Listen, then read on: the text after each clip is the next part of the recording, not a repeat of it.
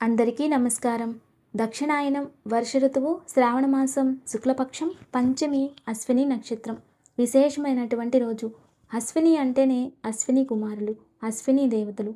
మనం అందరం అనుకుంటూ ఉంటాం, పైన తదాస్తు దేవతలు ఉంటారు. మనం ఏదైనా చెడు అనుకుంటే వారు తదాస్తు అంటారు, అవి జరిగిపోతుంది అని.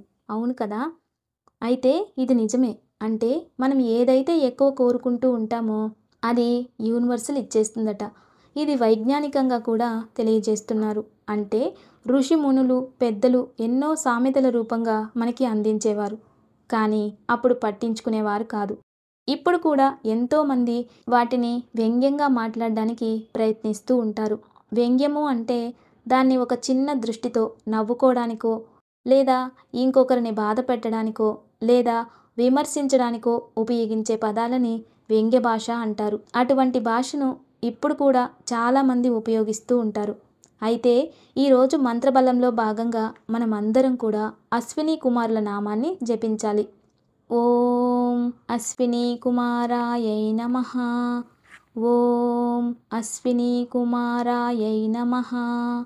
ఓం అశ్విని కుమారాయై నమః అనే నామాన్ని జపించాలి. ఈ నామాన్ని జపించడం వలన జ్ఞానం మరియు ఆరోగ్యం ప్రాప్తిస్తుంది. అశ్విని కుమారులు ఆయుర్వేదాన్ని, జ్ఞానాన్ని అందించారు. పంచపాండవులలో ఇద్దరు అశ్విని కుమారులకు జన్మించిన పుత్రులు.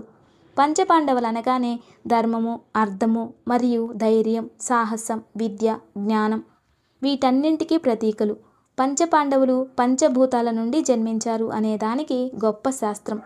పంచభూతాల నుండి సృష్టి అనే దానికి ఉదాహరణగా ఏదైనా చెప్పాలి అని అంటే అది పంచపాండవులు, మహాభారతం. మహాభారతంలో ఎన్నో వైజ్ఞానిక సన్నివేశాలు కనబడతాయి. పంచభూతాల నుండి సృష్టి అనే దానికి పంచపాండవులు మరియు కృత్రిమ గర్భం అనేది కూడా మనం విశేషంగా గమనించినట్లయితే ద్వాపర యుగంలోనే కనబడుతుంది. అయితే ఇప్పట్లో కూడా మనకి టెస్ట్ ట్యూబ్ బేబీ లాంటి అన్నీ కూడా వైజ్ఞానికంగా భారతదేశంలో సాంప్రదాయకంగా అప్పుడే చూసేయడం జరిగింది మన వాళ్ళు. మన మహర్షులు ఎంతోమంది ఎన్నో విధాల జ్ఞానాన్ని మనకి అందించారు. కానీ ఆ పూర్వజ్ఞానం నశించింది అనుకుంటూ ఉంటే ఇప్పుడిప్పుడు అదే జ్ఞానం వైజ్ఞానికంగా వృద్ధి చెందుతూ ఉంది. సంతోషమే. కానీ మన పూర్వీకులను మనం ఎప్పుడూ గుర్తుంచుకోవాలి కదా. అందుకే అప్పుడప్పుడు రామాయణాలు, మహాభారతాలు, భాగవతాలు ఇటువంటివేవైనా మనం చదివినప్పుడు దానిలో ఉన్న పూర్వజ్ఞానాన్ని ఇప్పుడు జరుగుతున్న వైజ్ఞానిక వికాసానికి రెండూ పోల్చుకుంటే ఇంకొంచెం మంచిగా మనకి అర్థమవుతుంది. కౌరవులు 100 మంది ఒకేసారి ఎలా జన్మించారు అంటే గాంధారికి ఒక ఆశీర్వాదం ఉంటుంది. 100 మంది మగపిల్లలు జన్మించే గొప్ప ఆశీర్వాదం ఉంటుంది. అసలు 100 మంది పిల్లలు ఒకేసారి ఎలా జన్మిస్తారు? అవును కదా.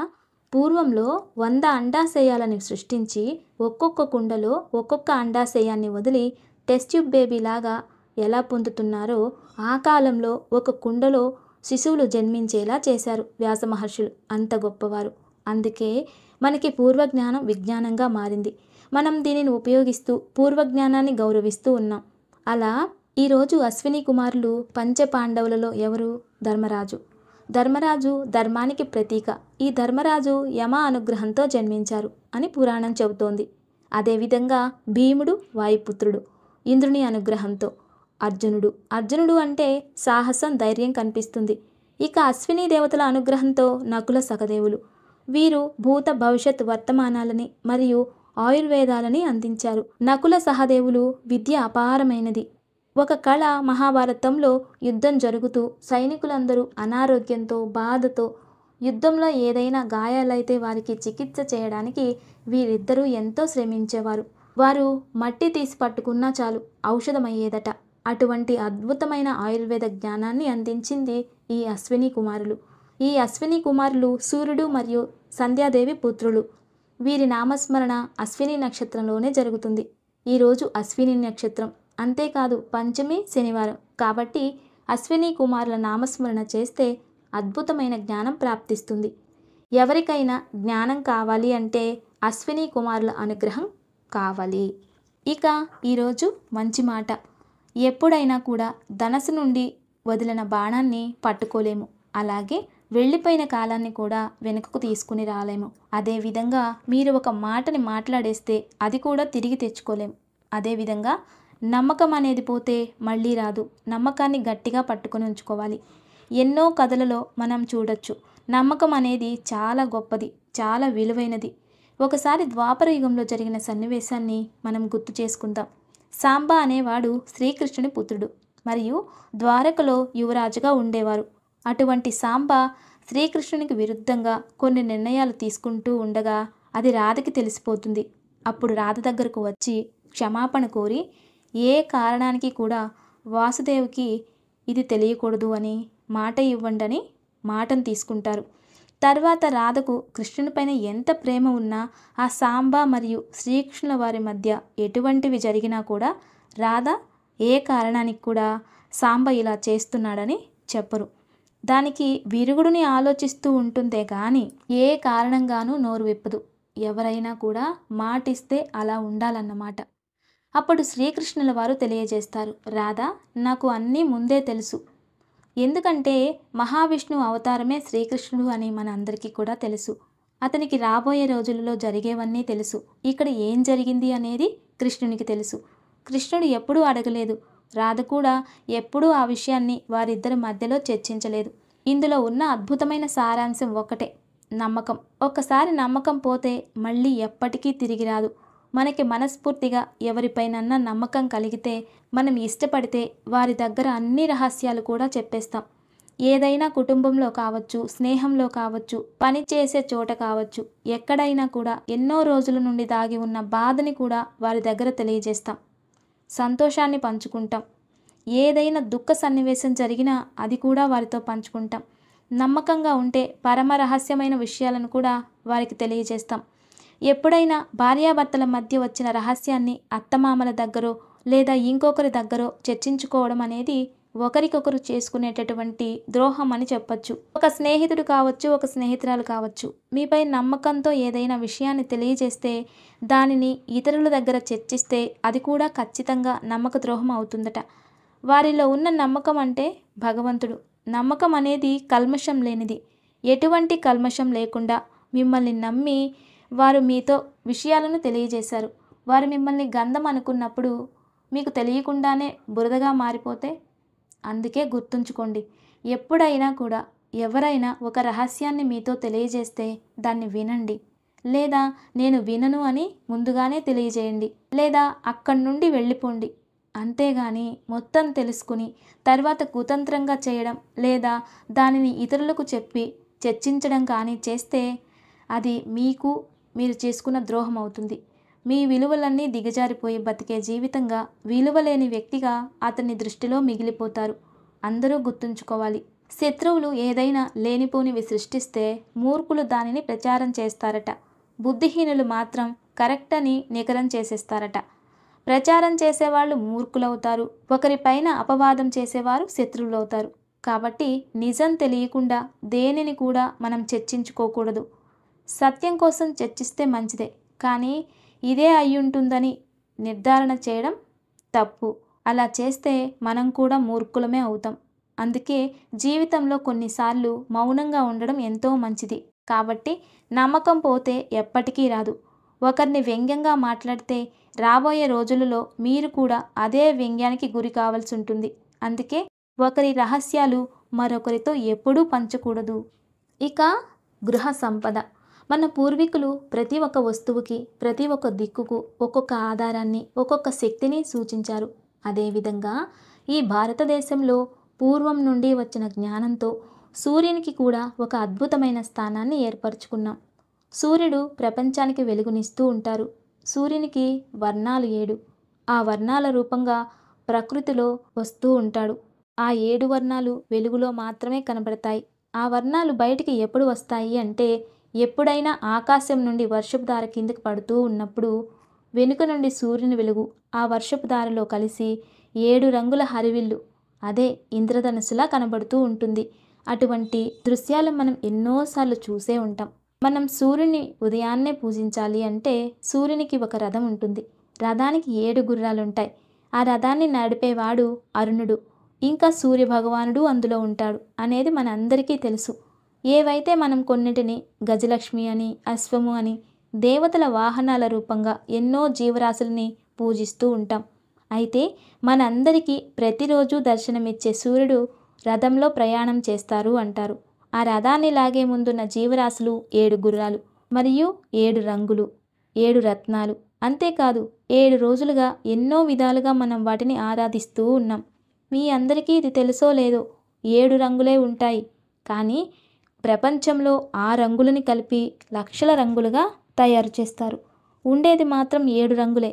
అంతేకాదు ఈ 7 గుర్రాలు 7 గ్రహాలుగా కూడా మనకి దర్శనమిస్తూ ఉంటాయి.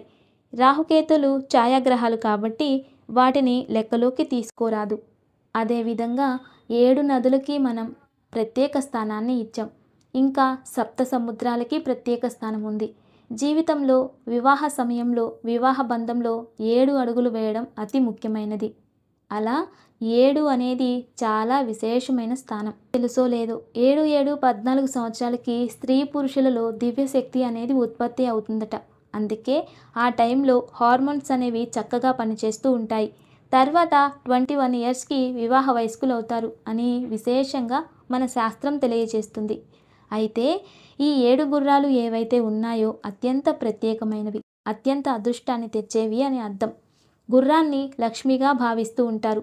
ఎవరైతే గుర్రాన్ని గమనిస్తూ ఉంటారో వారి జీవిత ప్రయాణం వేగంగా జరుగుతూ ఉంటుందట.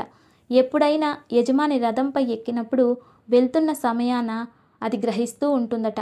అంతేకాదు రథంలో కూర్చున్న తన యజమానికి ఇప్పుడు వెళ్తే ఏదైనా ఆపద ఉందా లేదా అని ముందుగానే దానికి తెలుస్తుందట. అటువంటి దివ్యమైన జ్ఞానం గుర్రానికి ఉంటుంది. అంతేకాదు ఆ గుర్రానికి భూత భవిష్యత్ వర్తమాన కాలాలలో ప్రయాణం చేసే శక్తి కూడా ఉంటుందట. అన్నిటికంటే వేగంగా ప్రయాణం చేసే శక్తి గుర్రానికి ఉంటుందట.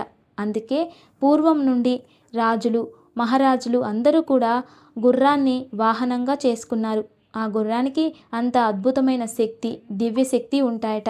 అయితే రోజు దానిని చూస్తూ ఉండడం వలన కూడా మనకి అదృష్టం ప్రాప్తిస్తుందట.